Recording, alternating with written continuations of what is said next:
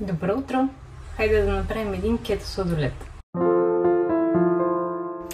Какво ще е кето на нашия сладолед? Ще е кето, защото ще е с горски плодове, които имат много малко захар. Маскарпоне, йогурт и най-важната съставка, да е истински кето, т.е. да е с много малко въглехидрати. Ще подсладим с ето тази захар алулоза. Но преди да се развихрим, да си хлебнем малко кафенце на здраве. Ето горските плодове микс.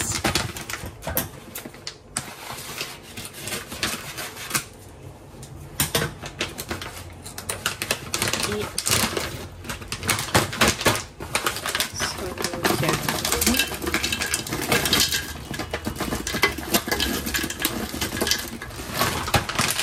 Имаме 172 грама горски плодове. Мисля, че това е повече от достатъчно. Ето, 172 грама горски плодове. Така, не знам дали само мен ме дразна тази двойка 182, но нека да улесним сметката. О, перфектно! Продължаваме. Маскарпоне. Имаме си едно, което е отворено. Ще видим колко ще сложим в него.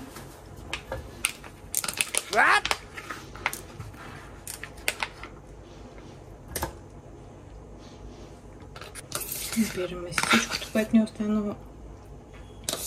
Сега ще видим колко грама ще излезе. Приблизително 150 грама маскарпоне. Пристъпваме към йогурта. Една голяма лъжица.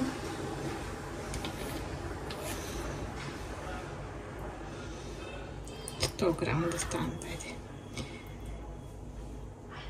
Супер! Около 100 грама кисело мляко или йогурт. И пристъпваме към нашата алулоза. Мисля да сложа 3 такива големи, пълни с връх лъжици. Алулозата е сравнително нова захар. Какъв е плюса? Не кара инсулина да се покачва. Кръвната захар също. Естествена е. Намира се в пшеницата има алулоза. Къде още четох, че има? Да, в смокини, в стафиди, в киви. Но тази тук, която е в нашата опаковка, най-вероятно е извлечена от царевица. За търговски цели просто я преобразуват от други източници, защото тази, която е естествена, е в много малки количества. И така, това е нашата смес, която сега ще сложим да се блендира и после ще прехвърлим в съд за замразяване.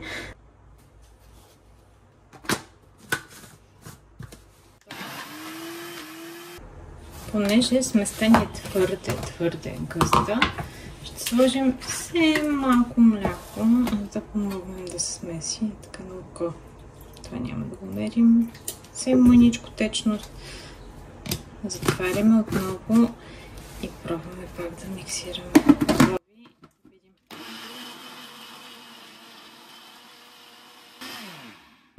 Ето, показвам ви. Това ни е готовата смес.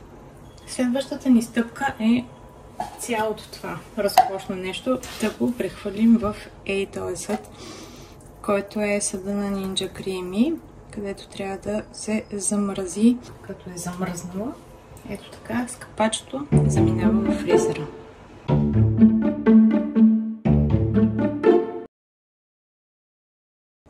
„24 часа по-късно нашата смес за сладолед вече е добре замръзнала. Ще ви покажа.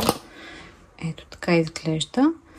И пускаме нинджата да направи консистенцията.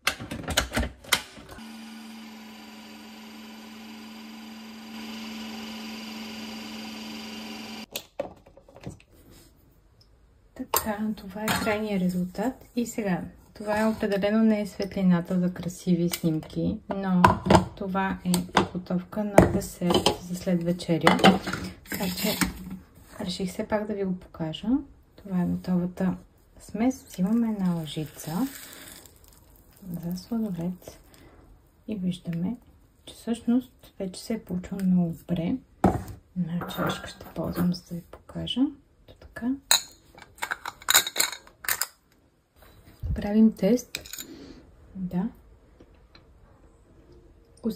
Консистенцията е супер. Много добре се е замразила, много е млечен, има много силен вкус на плодове. Не е много сладък, може спокойно да си го направите по-сладък, ако обичате. За мен това е достатъчно.